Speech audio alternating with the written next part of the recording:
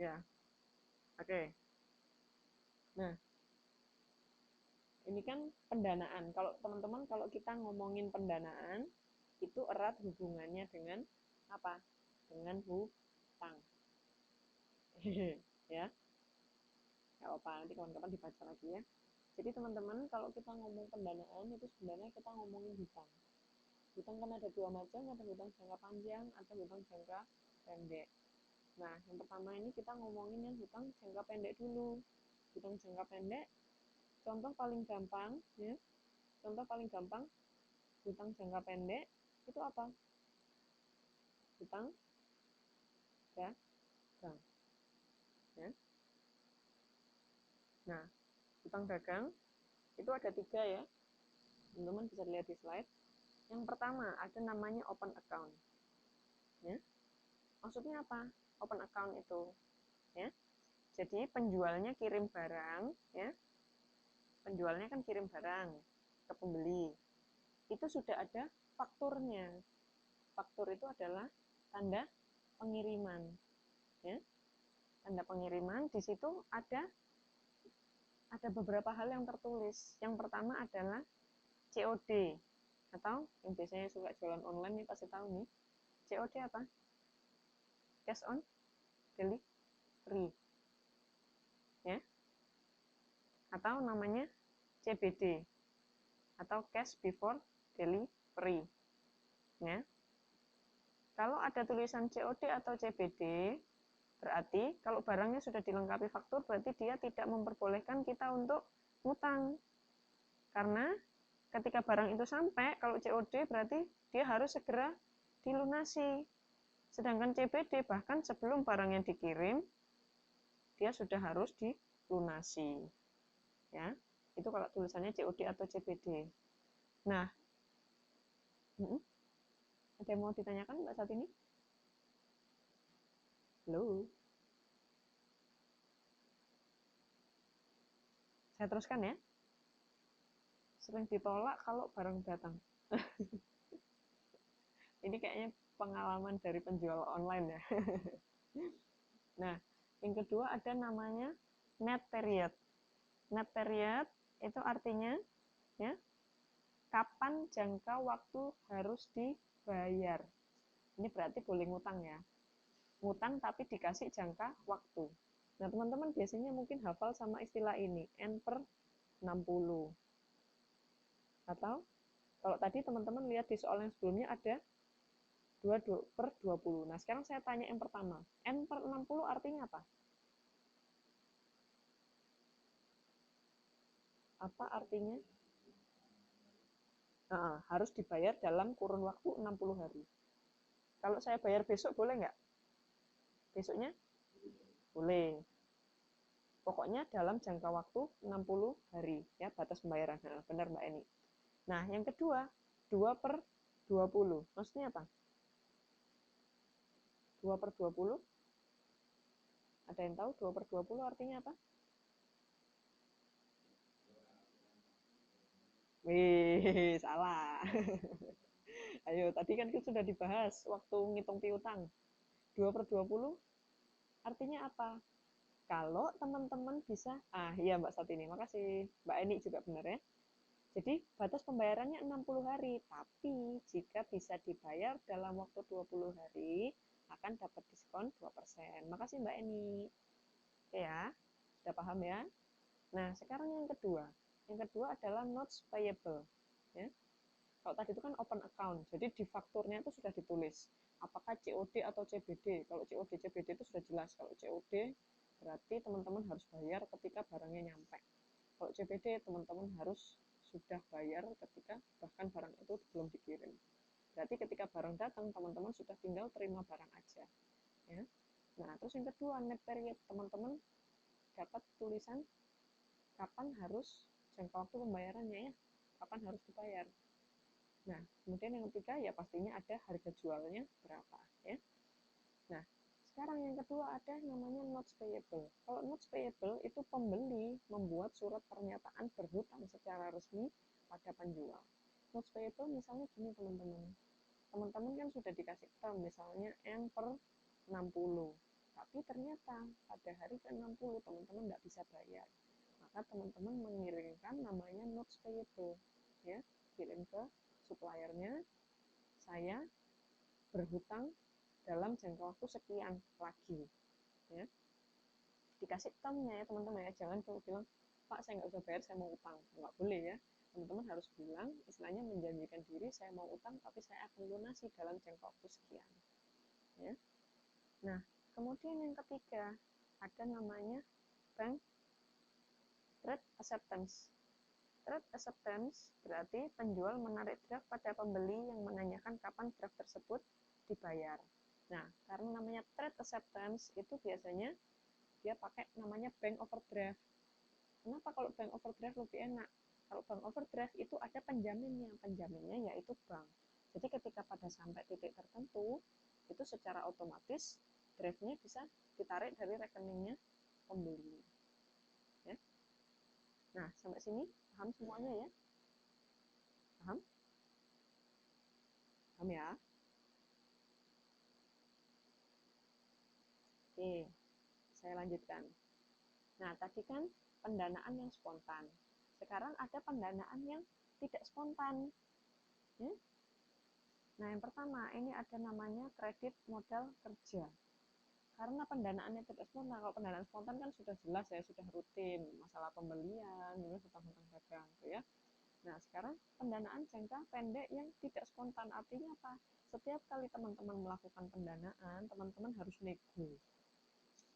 Yang pertama, ada namanya kredit modal kerja atau KMK. Teman-teman mungkin pernah dengar, ada suka iklan di Kementerian UMKM ya, memberikan kredit modal kerja, ya, dijamin oleh pemerintah, atau kredit usaha rakyat.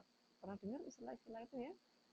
Nah, jadi sebenarnya kredit modal kerja itu diberikan oleh bank. Umumnya adalah bank-bank yang menyetujui, mungkin kok teman-teman pernah dengar Mandiri Mitra Usaha. Nah, itu punya Bank Mandiri ya, salah satunya. Dia yang memberikan kredit modal kerja. Nah, kemudian ada lagi istilahnya itu evergreen credit. Evergreen credit itu kredit yang selalu bisa diperpanjang ketika jatuh tempo. Tapi ini jarang banget sih kasus evergreen. Ya. Nah, biasanya kredit modal kerja ini diberikan pada usaha-usaha atau biasanya dijaminkan oleh pemerintah. Ya. Kemudian yang kedua, ada namanya commercial paper. Ya. Kalau kredit modal kerja itu biasanya diberikan oleh bank, disupport oleh pemerintah. Kalau commercial paper itu sekuritas jangka pendek tapi diterbitkan perusahaan. Ya.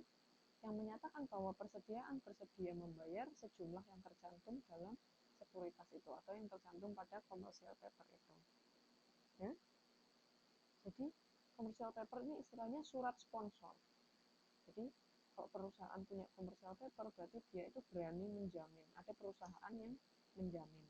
Kalau yang kredit modal kerja itu yang menjamin adalah bank atau pemerintah. Kalau commercial paper ini perusahaan. Ya.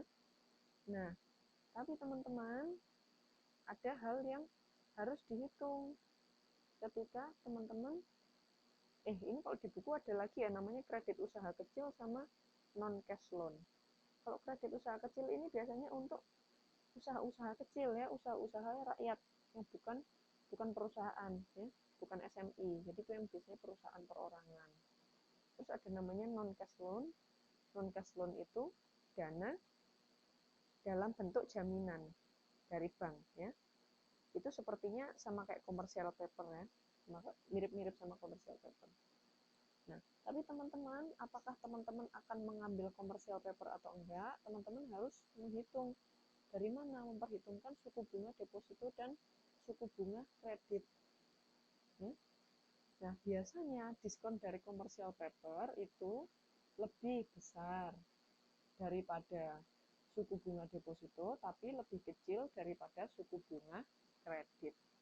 Ya, jadi itu keuntungannya kalau pakai commercial paper. Nah, berikutnya ada struktur jangka waktu pendanaan, halaman 3.33 ya. Ada tiga, ya. Ada tiga. Yang pertama ada namanya pendanaan hedging. Pendekatan hedging. Ya. Kalau hedging Itu teman-teman lihat di gambar 3.4 halaman 3.35. Itu teman-teman lihat ya. Lihat grafiknya. Pendekatan hedging itu membiayai aktiva dengan dana yang jangka waktunya sama dengan jangka waktu perputaran aktiva menjadi kas. Maksudnya apa? Strategi hedging ini ya, strategi jangka pendek. Maksudnya apa? Jangka waktu dari aktiva yang dibayarkan itu kurang lebih sama dengan jangka waktu perputaran aktiva menjadi kas. Jadi jangka pendek sama jangka pendek. Ya. Nah, itu jadi misalnya teman-teman membiayai aktiva dengan pendanaan sesuai dengan jangka waktunya. Misalnya teman-teman, misal ini ya, contoh membiayai aktiva tetap dalam hal ini misalnya membeli benda, membangun gedung, ya, misalnya membangun gedung. Nah, teman-teman membiayai aktiva tetapnya, gedung itu apa? Gedung itu aktiva tetap, jangka waktunya panjang, ya. Berarti dia juga dibiayai dengan pendanaan jangka panjang. Ya. Nah, tapi kalau yang kedua, aktiva lancar didanai dengan pendanaan jangka panjang. Aktiva lancar ini contohnya apa? Persediaan. Persediaan dibeli dengan hutang jangka panjang. Ini contoh yang kedua. Persediaan dibeli dengan hutang jangka panjang. Ya, itu namanya pendanaan konservatif. Terus ada yang ketiga, namanya pendanaan agresif. Kebutuhan jangka panjang, pendanaan jangka pendek. Kebutuhan jangka panjang, contohnya tadi pembiayaan gedung dengan pendanaan jangka pendek. Pendanaan jangka pendek contohnya hutang bank dengan tempo 1 tahun. Ngeri banget ya. Itu namanya agresif. Agresif padahal membiayai gedung itu kan butuh jangka waktunya panjang. Tapi dia mendanai pembiayaan gedung itu dengan hutang yang jangka waktunya cuma 1 tahun. Profitabilitasnya tinggi, tapi resikonya juga tinggi. Teman-teman tahu nggak kira-kira kenapa pendanaan agresif itu profitabilitasnya tinggi? Ada yang tahu? Kenapa kira-kira? Kira-kira kenapa? Kok saya membiayai gedung tapi dengan hutang yang jangka waktunya cuma setahun kok bisa profitabilitasnya tinggi ya? Kira-kira kenapa? Ada yang tahu? Halo, halo, teman-teman jangan ngantuk ya. Ini karena hitungan sih, ngantuk ya. TikTok, TikTok, TikTok. Ayo. Kok nggak ada yang typing-typing ya?